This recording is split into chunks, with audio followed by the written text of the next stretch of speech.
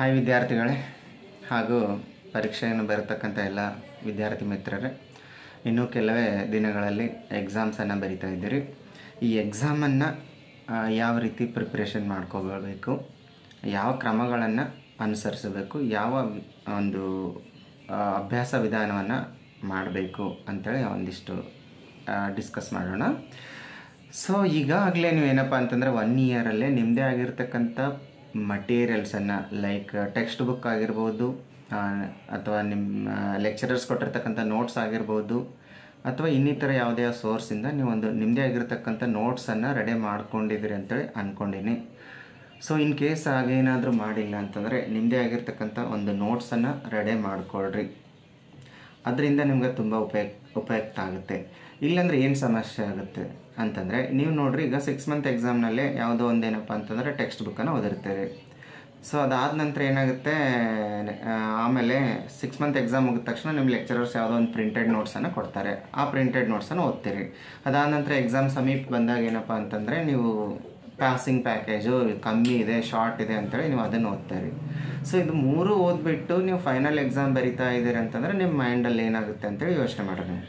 ನೀವು 6 month before ನೀವು ಪರ್ಫೆಕ್ಟಾಗಿ ಒಂದು ಟಾಪಿಕನ್ನು ಓದಿರ್ತೀರಿ. ಆ ವಿಧಾನ ಬೇರೆ ಇರುತ್ತೆ, ಆ ಬುಕ್ಕಲ್ಲಿ ಓದಿರ್ತಕ್ಕಂಥದ್ದು. ಆಮೇಲೆ ಇಲ್ಲಿ ಲೆಕ್ಚರರ್ಸ್ ಕೊಟ್ಟಿರ್ತಕ್ಕಂಥ ಮೆಥಡೇ ಬೇರೆ ಇರುತ್ತೆ. ನೀವು ಪಾಸಿಂಗ್ ಪ್ಯಾಕೇಜ್ ಅಂತ ಇಟ್ಕೊಂಡು ಕುಂತ್ರೆ ಅದನ್ನು ಬೇರೆ ಆಗುತ್ತೆ. ಹಾಗಾಗಿ ನೀವು ಯಾವುದೇ ಇರಲಿ, ಅದನ್ನೆಲ್ಲ ಸೇರಿಸ್ಬಿಟ್ಟು ನಿಮ್ಮದೇ ಆಗಿರ್ತಕ್ಕಂಥ ಒಂದು ನೋಟ್ಸನ್ನು ಪ್ರಿಪರೇಷನ್ ಮಾಡಿಕೊಳ್ಳ್ರಿ. ಆ ನೋಟ್ಸನ್ನು ಎಕ್ಸಾಮ್ ಮುಗಿಯೋವರೆಗೂ ಅದನ್ನೇ ಓದ್ರಿ. ಸೊ ಇದು ಫಸ್ಟ್ ಪಾಯಿಂಟು. ಸೆಕೆಂಡು, ಈ ಮುಖ್ಯವಾಗಿರ್ತಕ್ಕಂಥ ಮತ್ತು ಪರೀಕ್ಷೆಗೆ ಇಂಪಾರ್ಟೆಂಟ್ ಆಗಿರ್ತಕ್ಕಂಥ ವಿಷಯಗಳನ್ನು, ಟಾಪಿಕ್ಸನ್ನು ಒಂದು ಕಡೆ ಏನಪ್ಪ ಅಂದರೆ ಫೋಕಸ್ ಮಾಡಿ, ಫೋಕಸ್ ಮಾಡೋದ್ರು. ಅಂದರೆ ಏನು ಇಂಪಾರ್ಟೆಂಟ್ ಇಲ್ಲಿ ಅಂದರೆ, ಎಕ್ಸಾಮ್ಸಿಗೆ ಇರ್ತಕ್ಕಂಥ ವಿಷಯಗಳನ್ನು, ಈ ಟಾಪಿಕ್ ಇದೆ, ಈ ಟಾಪಿಕ್ಗೆ ಎಷ್ಟು ಅಂಕಗಳನ್ನು ನಿಗದಿ ಮಾಡಿದ್ದಾರೆ, ಈ ಟಾಪಿಕ್ಕಿಂದ ಎಷ್ಟು, ಈ ಟಾಪಿಕನ್ನು, ಈ ಚಾಪ್ಟರ್ನ ನಾನು ಓದ್ಬಿಟ್ರೆ ಎಷ್ಟು ಮಾರ್ಕ್ಸ್ ಬರುತ್ತೆ, ಅದು ಇಂಪಾರ್ಟೆಂಟ್. ನೀವೇನಪ್ಪ ಅಂದರೆ ಬುಕ್ಕನ್ನು ತೆರೆದುಬಿಟ್ಟು ಕಂಪ್ಲೀಟಾಗಿ ಎಲ್ಲ ಚಾಪ್ಟರ್ಸ್ ಓದ್ತಾ ಹೋದರೆ ನಿಮಗೆ ಎಕ್ಸಾಮನ್ನು ನಡೆಸ್ತಾ ಇದ್ದಾರೆ ಅವರು, ನಿಮ್ಮ ನಾಲೇಜನ್ನು ಚೆಕ್ ಮಾಡ್ತಾ ಇಲ್ಲ. ಹಾಗಾಗಿ ಪರೀಕ್ಷೆಗೆ ಯಾವ ಚಾಪ್ಟರ್ಗೆ ಹೆಚ್ಚಿನ ಅಂಕಗಳು ನೀಡ್ತಾ ಇದ್ದಾರೆ ಆ ಚಾಪ್ಟರ್ಸನ್ನು ನೀವು ದಯವಿಟ್ಟು ಏನಪ್ಪ ಅಂದರೆ ಫೋಕಸ್ ಮಾಡಬೇಕು, ಅದನ್ನು ಕೇಂದ್ರೀಕರಣಗೊಳಿಸ್ಕೊಳ್ಬೇಕು. ಸೊ ಇದರಿಂದ ಏನಾಗುತ್ತೆ ಅಂತಂದರೆ, ನಿಮ್ಗೆ ಈ ಚಾಪ್ಟರ್ ಇಂಪಾರ್ಟೆಂಟಾ ಅಥವಾ ಈ ಚಾಪ್ಟ್ರಿಂದ ಓದಿದ್ರೆ ನನಗೆ ಎಷ್ಟು ಅಂಕಗಳು ಸಿಗುತ್ತೆ ಅಂತೇಳಿ ನಿಮ್ಗೆ ಆಲ್ರೆಡಿ ಏನಪ್ಪ ಅಂತಂದರೆ ಗೊತ್ತಾಗಬೇಕು. ಆ ಹೆಚ್ಚಿನ ಅಂಕಗಳಿರ್ತಕ್ಕಂಥ ಅಧ್ಯಾಯಗಳಿಗೆ ಹೆಚ್ಚಿನ ಮಹತ್ವವನ್ನು ನೀಡ್ತಕ್ಕಂಥದ್ದು. ಸೊ ಇದಾದ ನಂತರ ಥರ್ಡ್ ಪಾಯಿಂಟ್ ಏನಪ್ಪ ಅಂತಂದರೆ, ಪ್ರತಿಯೊಂದು ವಿಷಯದ ಬಗ್ಗೆ ಒಂದು ಮ್ಯಾಪನ್ನು, ಕಾನ್ಸೆಪ್ಟ್ ಮ್ಯಾಪನ್ನು ನಿಮ್ಮ ಮೈಂಡಲ್ಲಿ ರೆಡಿ ಮಾಡ್ಕೊಳ್ತಕ್ಕಂಥದ್ದು ಇಂಪಾರ್ಟೆಂಟ್ ಇರುತ್ತೆ. ನಾವು ಒಂದು ಎಲ್ಲ ಚಾಪ್ಟರ್ಸ್ದು ಅಂದರೆ ಎಲ್ಲ ಸಬ್ಜೆಕ್ಟ್ದು ಓಕೆ, ನಿಮ್ಮ ಮೈಂಡಲ್ಲಿ ಸಡನ್ನಾಗಿ ಒಂದು ಮ್ಯಾಪ್ ಥರ, ಅಂದರೆ ಒಂದು ಮ್ಯಾಪನ್ನು ಹೆಂಗೆ ಇಮ್ಯಾಜಿನ್ ಮಾಡ್ಕೋತಾರೆ, ಇಂಡಿಯಾ ಮ್ಯಾಪ್ ಅಂದ ತಕ್ಷಣ ಯಾವ ಥರ ಒಂದು ಇಮ್ಯಾಜಿನೇಷನ್ ಬರುತ್ತೋ ಆ ಥರ ನಿಮ್ಗೆ ಫಿಸಿಕ್ಸ್ ಅಂದ ತಕ್ಷಣ ಒಂದು ಮ್ಯಾಪ್, ಕೆಮಿಸ್ಟ್ರಿ ಅಂದ ತಕ್ಷಣ ಒಂಥರ ಮೈಂಡಲ್ಲೇ ಒಂದು ನಕಾಶೆ ಅಂತಕ್ಕಂಥದ್ದು ಮೂಡಬೇಕು. ಆ ಥರ ನೀವು ಅದನ್ನು ಕ್ರಿಯೇಟ್ ಮಾಡಿಕೊಡ್ರಿ.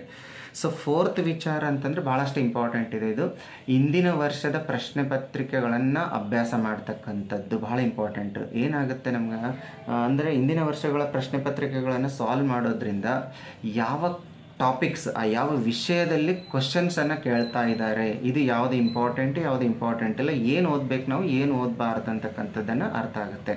ಹಾಗಾಗಿ ಪ್ರೀವಿಯಸ್ ಇಯರ್ ಕ್ವಶನ್ಸ್ ಭಾಳ ಇಂಪಾರ್ಟೆಂಟ್. ಹಂಗಂತ ಪ್ರೀವಿಯಸ್ ಇಯರ್ ಕ್ವಶನ್ ಅದೇ ಸೇಮ್ ಕೇಳ್ತಾರ ಮತ್ತೆ ನೆಕ್ಸ್ಟ್ ಅಂದರೆ ನೋ, ಬಟ್ ಡೆಫಿನೆಟ್ಟಾಗಿ ಅದೇ ಟಾಪಿಕ್, ಅದೇ ವಿಷಯದ ಮೇಲೆ ಸ್ವಲ್ಪ ಒಂಚೂರು ಕ್ವಶನ್ನಲ್ಲಿ ವೇರಿಯೇಷನ್ ಮಾಡಿಬಿಟ್ಟು ನೆಕ್ಸ್ಟ್ ಅದನ್ನೇ ಕೇಳ್ತಾ ಇರ್ತಾನೆ ಅವನು. ಸೊ ಹಾಗಾಗಿ ದಯವಿಟ್ಟು ಏನಪ್ಪ ಅಂತಂದರೆ, ನೀವೆಲ್ಲ ಪ್ರೀವಿಯಸ್ ಇಯರ್ ಪೇಪರ್ಸನ್ನು ಒಂದು ಸಲ ಅನಲೈಸ್ ಮಾಡಿರಿ. ಯಾವ ಕ್ವಶನ್ಸನ್ನು ಕೇಳ್ತಾ ಇದ್ದಾರೆ, ಯಾವ ವಿಷಯಕ್ಕೆ ಸಂಬಂಧಪಟ್ಟಂತೆ ಅವನು ಹೆಚ್ಚಿನ ಮಹತ್ವವನ್ನು ಕೊಡ್ತಾ ಇದ್ದಾನೆ ಅಂತಕ್ಕಂಥದ್ದು ಗೊತ್ತಾಗುತ್ತೆ ನಿಮಗೆ. ಸೊ 5ನೇ ಪಾಯಿಂಟ್ ಬಂದುಬಿಟ್ಟು, ಕೆಲವು ವಿಷಯಗಳ ಫ್ಲ್ಯಾಶ್ ಕಾರ್ಡನ್ನು ರೆಡಿ ಮಾಡ್ಕೊಳ್ತಕ್ಕಂಥದ್ದು. ಸೊ ಏನಾಗುತ್ತೆ, ನಮಗೆ ಎಲ್ಲನೂ ನೆನ್ಪಿಟ್ಕೋಬೇಕು. ಕೆಲವೊಂದು ಕಠಿಣವಾಗಿರ್ತಕ್ಕಂಥ ವಿಷಯಗಳು ನಮ್ಮ ಮೈಂಡಲ್ಲಿ ಸಡನ್ನಾಗಿ ಬರ್ತಾ ಇಲ್ಲ ಅಂತಂದರೆ ಏನು ಮಾಡೋದು, ಒಂದು ಕಾರ್ಡ್ ಬೋರ್ಡ್ ಮೇಲೆ ಏನಪ್ಪ ಅಂತಂದ್ರೆ ಬರೆದಿಡೋದು. ಎಲ್ಲ ಪಾಯಿಂಟ್ಸನ್ನು ಬರೆದಿಟ್ಟು ನಿಮ್ಮ ರೂಮಲ್ಲೇ, ನೀವು ಸ್ಟಡಿ ರೂಮಲ್ಲೇ ಎಲ್ಲಿ ನೀವು ಸ್ಟಡಿ ಮಾಡ್ತೀರಿ ಆ ಜಾಗದಲ್ಲಿ ಏನಪ್ಪ ಅಂದರೆ ಗೋಡೆಗೆ ನೇತಾಕೋದಾಗಲಿ, ಅಥವಾ ನಿಮ್ಮ ಕಣ್ಣೆದುರಿಗೆ ಕಾಣೋ ಹಂಗೆ ಒಂದು ಫ್ಲ್ಯಾಶ್ ಕಾರ್ಡ್ಸನ್ನು ರೆಡಿ ಮಾಡಿಕೊಂಡು ಸುಮ್ಮನೆ ಅದನ್ನು ವಾಚ್ ಮಾಡ್ತಾಯಿದ್ರೆ, ನಿಮ್ಗೆ ಸಡನ್ನಾಗಿ ಎಕ್ಸಾಮ್ ಮೂಮೆಂಟಲ್ಲಿ ಏನಾಗುತ್ತೆ, ನೀವು ಎಕ್ಸಾಮ್ ಹಾಲಲ್ಲಿ ಕೂತಿದ್ರೆ, ನೀವು ಆ ಟಾಪಿಕ್ ಹಾರ್ಡ್ ಅಂತೇಳಿ, ಕಠಿಣ ಅಂತೇಳಿ ನೀವು ಯಾವುದನ್ನು ಫ್ಲ್ಯಾಶ್ ಕಾರ್ಡ್ ಮೇಲೆ ಬರೆದಿಟ್ಟಿದ್ರು, ಅದು ಸಡನ್ನಾಗಿ ನಾನು ಈ ಥರ ನನ್ನ ಮುಂದೆ ಏನಪ್ಪ ಅಂತಂದ್ರೆ ಒಂದು ಫ್ಲ್ಯಾಶ್ ಕಾರ್ಡಲ್ಲಿ ಬರೆದಿಟ್ಟಿದ್ದೆ, ಇದು ಈ ಟಾಪಿಕ್ ಇತ್ತು, ಈ ವಿಚಾರ ಇತ್ತು ಅಂತೇಳಿ ಸಡನ್ನಾಗಿ ನಿಮ್ಮ ಮೈಂಡಲ್ಲಿ ಬರ್ತಕ್ಕಂಥ ಅವಕಾಶಗಳು ಜಾಸ್ತಿ ಆಗಿರುತ್ತೆ. ಹಾಗಾಗಿ ಕಠಿಣ ವಿಷಯಗಳಿಗೆ ಒಂದು ಕಠಿಣವಾಗಿರ್ತಕ್ಕಂಥ ವಿಷಯಗಳಿಗೆ ಫ್ಲ್ಯಾಶ್ ಕಾರ್ಡ್ಸ್ ಅಂತಕ್ಕಂಥದ್ದು ಒಂದು ಸಿಸ್ಟಮ್ ರೆಡಿ ಮಾಡಿಕೊಂಡು ನೀವು ಓದ್ತಕ್ಕಂಥ ರೂಮಲ್ಲಿ ಇಟ್ಕೊಳ್ತಕ್ಕಂಥದ್ದು ಭಾಳ ಮಹತ್ವನ ಪಡ್ಕೊಳ್ತದೆ. ಸೊ ಇದಾದ ನಂತರ ಏನಾಗುತ್ತೆ, ನಾನು ಯಾವ ಸಬ್ಜೆಕ್ಟಲ್ಲಿ ವೀಕ್ ಇದ್ದೀನಿ, ನನಗೆ ಯಾವ ಟಾಪಿಕ್ ನನಗೆ ವೀಕ್ ಇದೆ. ಸೊ ಐಡೆಂಟಿಫೈಯಿಂಗ್ ವೀಕ್ ಏರಿಯಾಸ್ ಅಂತ ಕರಿತೀವಿ ನಾವು. ಸೊ ವೀಕ್ ಏರಿಯಾಸನ್ನು ನೀವು ಐಡೆಂಟಿಫೈ ಮಾಡ್ಕೊಳ್ರಿ. ನನಗೆ ಆಗುತ್ತಾ ಈ ಚಾಪ್ಟರ್ ನನಗೆ, ಸೊ ಎಲ್ಲಿ ಈಸಿ ಆಗಿರುತ್ತೆ ಅಲ್ಲೇ ಮೂವ್ ಆಗೋದು, ಎಲ್ಲಿ ಕಠಿಣವಾಗಿ ಅನ್ನಿಸ್ತಾ ಇದೆ ಅಲ್ಲಿ ನಾವು ಸ್ವಲ್ಪ ಒಂದಿಷ್ಟನ್ನು ಬಿಟ್ಟು ಈಸಿಯಾಗಿರ್ತಕ್ಕಂಥ ಟಾಪಿಕ್ಸನ್ನು ಮೋರ್ ಕಾನ್ಸಂಟ್ರೇಟ್ ಮಾಡೋದು. ಯಾಕಂತಂದರೆ ನಿಮ್ಮ ಎಕ್ಸಾಮ್ಸ್ನಲ್ಲಿ ಎಕ್ಸ್ಟ್ರಾ ಕ್ವಶನ್ಸ್ ಇರ್ತವೆ, ಹಾಗಾಗಿ ನೀವು ಎಲ್ಲನೂ ಓದೋದು ನೆಸಸರಿ ಇಲ್ಲ. ನಿಮಗೆ ಈಸಿ ಅಂತಕ್ಕಂಥ ಟಾಪಿಕ್ಸನ್ನು ಓದ್ಕೊಂಡ್ಬಿಟ್ರೂ ಸಾಕಾಗುತ್ತೆ. ಸೊ ನೆಕ್ಸ್ಟ್ ಮೇನ್ ಇಂಪಾರ್ಟೆಂಟ್ ಅಂತಾರೆ ಏನಪ್ಪ ಅಂದರೆ ವಿಷಯ ಜ್ಞಾನ ಇರ್ತಕ್ಕಂಥವರ ಸಹಾಯವನ್ನು ಪಡಿತಕ್ಕಂಥದ್ದು. ನಿಮ್ಮ ಟೀಚರ್ಸ್ ಆಗಿರ್ಬೋದು, ಅಥವಾ ನಿಮ್ಮ ಸೀನಿಯರ್ಸ್ ಆಗಿರ್ಬೋದು, ಅಥವಾ ನಿಮಗೆ ಆನ್ಲೈನಲ್ಲೇ ಯಾವುದೋ ಒಬ್ಬರು ಟ್ವಿಟರ್ ಆಗಿರ್ಬೋದು, ಯೂಟ್ಯೂಬ್ ಆಗಿರ್ಬೋದು, ವಾಟ್ ಎವರ್ ಯಾರ ನಾಲೆಜ್ ಇದೆ ಅವ್ರ ಹತ್ರ ನಿಮಗೆ ಯಾವ ಟಾಪಿಕ್ಸ್, ಯಾವ ವಿಷಯ ನನಗೆ ಅರ್ಥ ಆಗ್ತಾ ಇಲ್ಲ ಅದ್ರ ಬಗ್ಗೆ ಕೇಳಿ ತಿಳ್ಕೊಳ್ರಿ. ಅದರಿಂದ ಏನಾಗುತ್ತೆ, ಆ ಟಾಪಿಕ್ ನಿಮ್ಗೆ ನೀವು 1 ತಾಸು ಅಥವಾ 2 ತಾಸು ಓದಿ ತಿಳ್ಕೊಳ್ತಕ್ಕಂಥ ಸಮಯ ಬೇಕಾಗುತ್ತೆ. ಆ ಸಮಯವನ್ನು ವಿದಿನ್ ಎ ಸೆಕೆಂಡಲ್ಲೇ ನಿಮ್ಗೆ ಅವರು ಅರ್ಥ ಮಾಡಿಸಿ ಕೊಡ್ಬೋದು ನಿಮ್ಗೆ. ಹಾಗಾಗಿ ನೀವೇನಪ್ಪ ಅಂತಂದರೆ ನಿಮ್ಮ ಸೀನಿಯರ್ಸಿಗೆ, ನಿಮ್ಮ ಟೀಚರ್ಸಿಗೆ, ನಿಮ್ಮ ಲೆಕ್ಚರರ್ಸಿಗೆ ಅಪ್ರೋಚ್ ಆಗ್ತಕ್ಕಂಥದ್ದು ಭಾಳ ಇಂಪಾರ್ಟೆಂಟ್ ಆಗಿರುತ್ತೆ. ಸೊ ಇದಾದ ನಂತರ ಏನಪ್ಪ ಅಂತಂದರೆ ನೆಕ್ಸ್ಟ್ ಬಂದುಬಿಟ್ಟು ಪ್ರಾಕ್ಟೀಸ್. ಸೊ ಇದು ನಂಗೆ ಭಾಳ ಇಂಪಾರ್ಟೆಂಟ್. ಏನಪ್ಪ ಅಂದರೆ ಪ್ರಾಕ್ಟೀಸ್ ಮೇಕ್ಸ್ ಮ್ಯಾನ್ ಪರ್ಫೆಕ್ಟ್ ಅಂತ ಹೇಳ್ತಾರೆ. ನೀವು ಎಷ್ಟು ಪ್ರಾಕ್ಟೀಸ್ ಮಾಡ್ತೀರೋ ಅಷ್ಟು ಎಕ್ಸಾಮ್ಸಲ್ಲೇ ಉತ್ತಮವಾಗಿರುತ್ತೆ. ನೀವು ಹಾಗಾಗಿ ಎಷ್ಟು ಪ್ರಿಪ್ರೇಟರಿ ಎಕ್ಸಾಮ್ಸನ್ನು ಬರಿತೀರಿ ಅಷ್ಟು ಎನ್ಯುವಲ್ ಎಕ್ಸಾಮ್ಸು ಸರಳತೆ ಆಗ್ತದೆ. ಹಾಗಾಗಿ ಬೇರೆ ಬೇರೆ ಡಿಸ್ಟ್ರಿಕ್ನಲ್ಲಿರ್ತಕ್ಕಂಥ ಪ್ರಿಪ್ರೇಟರಿ ಎಕ್ಸಾಮ್ಸ್ ಆಗಿರ್ಬೋದು, ಅಥವಾ ಬೇರೆ ಬೇರೆ ಮಾಡೆಲ್ ಪೇಪರ್ಸ್ ಆಗಿರ್ಬೋದು, ಅಥವಾ ಆನ್ಲೈನಲ್ಲೇ ಕೂಡ ಎಕ್ಸಾಮ್ಸ್ ಕಂಡಕ್ಟ್ ಮಾಡ್ತಾರೆ, ಅವನ್ನು ಬಿಡಿಸ್ತಕ್ಕಂಥದ್ದಾಗಿರ್ಬೋದು. ಈ ಥರ ನೀವು ಪ್ರಾಕ್ಟೀಸ್ ಮಾಡ್ತಾಯಿರ್ರಿ, ಡೆಫಿನೆಟಾಗಿ ಅದು ನಿಮಗೆ ಹೆಲ್ಪ್ ಆಗುತ್ತೆ.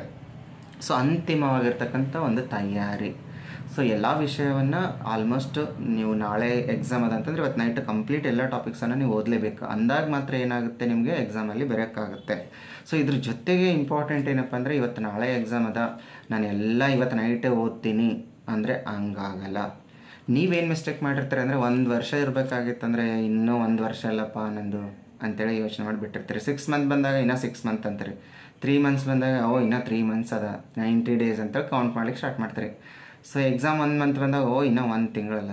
ಸೊ ಆಗ 25 ಡೇಸ್ ಬಂದಾಗ ಇನ್ನೂ 25 ದಿವಸ, 6 ದಿವಸ ಇದ್ದಾಗ ಇನ್ನೂ 6 ದಿವಸ ಇದೆ, ಒಂದು ಸಬ್ಜೆಕ್ಟಿಗೆ ಒಂದೊಂದು ದಿವಸ ಬರುತ್ತೆ ಅಂತೇಳಿ ಈ ಥರ ಎಲ್ಲ ಯೋಚನೆ ಮಾಡ್ತಾ ಇರ್ತಾರೆ. ಸೊ ಆ ಥರ ಯೋಚನೆ ಮಾಡೋದನ್ನು ಬಿಟ್ಬಿಡ್ರಿ. ನೀವೆಷ್ಟು ಸಮಯ ಇರುತ್ತೆ ಆ ಸಮಯವನ್ನು ನನಗೆ ಯಾವ ರೀತಿ ನಾನು ಯೂಸ್ ಮಾಡ್ಕೊಳ್ತಕ್ಕಂತೆ ಅಂದರೆ ಒತ್ತಡ, ಸ್ಟ್ರೆಸ್ ಆಗಲಾರ್ದೆ ಆ ಸಮಯವನ್ನು ಬಳಕೆ ಮಾಡ್ಕೊಳ್ತಾ ಹೋಗ್ರಿ. ಅದನ್ನೆಲ್ಲ ಬಿಟ್ಟು ನೀವು ಇವತ್ತೇ ನೈಟ್ ನಾಳೆ ಎಕ್ಸಾಮ್ ನೈಟೆಲ್ಲ ಕೂಡ್ತೀನಿ ನಾನು ಬೆಳಗ್ಗೆ ಹೋದಂದ್ರೆ ಎಕ್ಸಾಮಲ್ಲಿ ನಿದ್ದೆ ಬರತಕ್ಕಂಥ ಅವಕಾಶ ಜಾಸ್ತಿ ಇರುತ್ತೆ. ಹಾಗಾಗಿ ನೀವು ನಿಮ್ಮ ಮೈಂಡಿಗೆ ಎಷ್ಟು 1 ತಾಸು 2 ತಾಸು ಎಷ್ಟು ನಿದ್ದೆ ಮಾಡಿದರೆ ನಾಳೆ ಎಕ್ಸಾಮಲ್ಲಿ ನಾನು ಆರಾಮಾಗಿ ಬರಿತೀನಿ ಅಂತಕ್ಕಂಥದ್ದು ಕಾನ್ಫಿಡೆನ್ಸ್ ನಿಮ್ಗೆ ಗೊತ್ತಾಗಬೇಕು. ಸೊ ಹಾಗಾಗಿ ನಿದ್ದೆ ಕೂಡ ಭಾಳಷ್ಟು ಇಂಪಾರ್ಟೆಂಟ್ ಆಗುತ್ತೆ ಎಕ್ಸಾಮ್ ಡೇ ನೈಟಲ್ಲಿ, ಅದು ಕೂಡ ನೀವು ಸ್ವಲ್ಪ ತಿಳ್ಕೊಳ್ರಿ.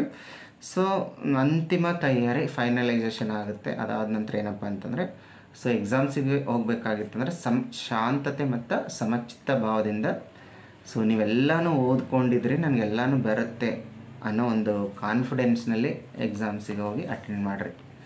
ಸೊ ಬರ್ತಕ್ಕಂಥ ಎಕ್ಸಾಮ್ಸಿಗೆ ಆಲ್ ದ ಬೆಸ್ಟ್. ಚೆನ್ನಾಗಿ ಪ್ರಿಪೇರ್ ಮಾಡಿರಿ, ಒಳ್ಳೆಯ ರಿಸಲ್ಟ್ಸನ್ನು ತೆಗೀರಿ. ನಿಮಗೂ ನಿಮ್ಮ ತಂದೆ ತಾಯಂದಿರಿಗೂ ಹಾಗೂ ನಿಮ್ಗೆ ಕಲಿಸಿದ ಗುರುಗಳಿಗೂ ಕೂಡ ಏನಪ್ಪ ಅಂತಂದರೆ ಒಂದು ಕೊಡುಗೆ ನಿಮ್ಮ ಕಡೆಯಿಂದ ಇರಲಿ.